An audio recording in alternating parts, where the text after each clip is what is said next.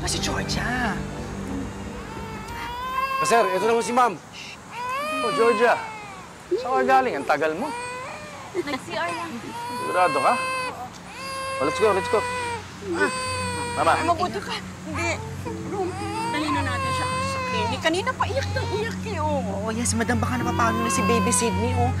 Naku po, ma'am, malakas ako usok ko sa bata. Lalo na ngayon nagutom ako, baka ako nakausap. Gusto niyo lawayan ko na lang? Hoy, ayoko nga. Ano na nga yan? Ayoko. Ano, okay, tama na. Mahawaan mo pa ng bakterya mo.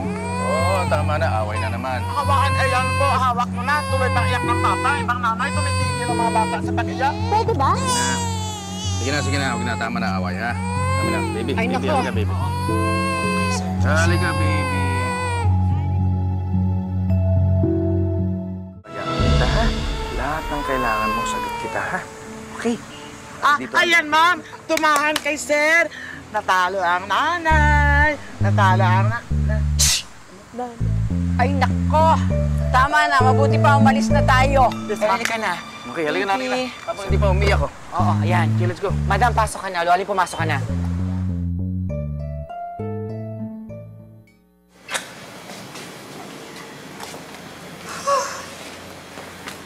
Home at last.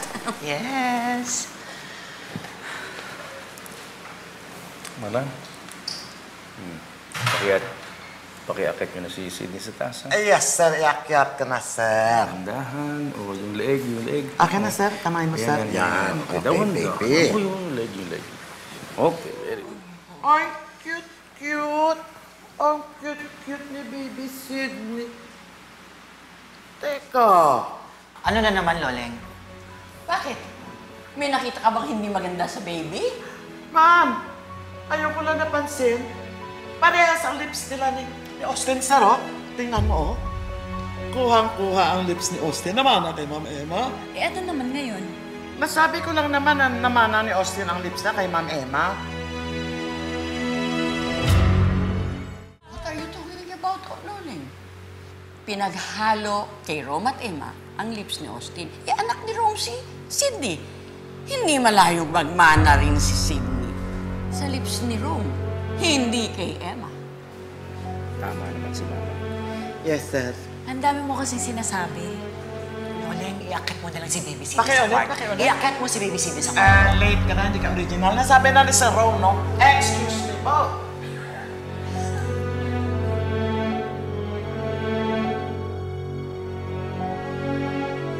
Naku, kayo talaga manang Loleng kung ano-ano yung iniisip nyo.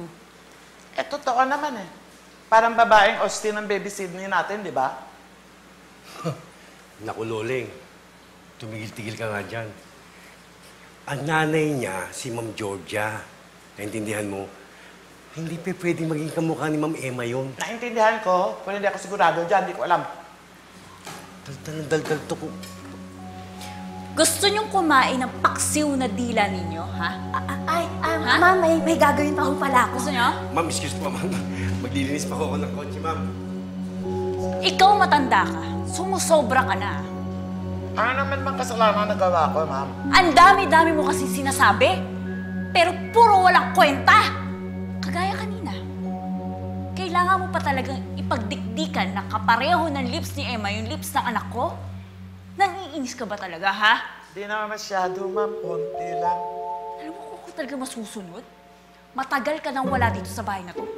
Pero kung ikaw kasi nagpalaki kay Rom, kaya hindi ka ba sipa-sipa dito sa bahay na to?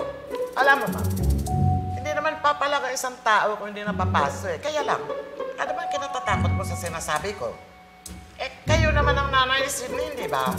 Oo. Pero kasi sa susunod, wag na wag mo nang masasabi ditong pangalang Emma. Ha? Dahil kapag ginawa mo yun, yung basahan na yan, yung map na yan, ihahampas ko yan sa pagmumukha mo para tumahimik yung bibig mo. Yes, ma'am.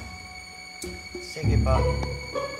Tuloy mo yan. Sige, sa susunod, tigil Eh, mo sir. pang tuturo. Ma'am, ayaw ng mga duwende ng Kiinis ka dyan! Baka mamaligno ka. Ikaw din.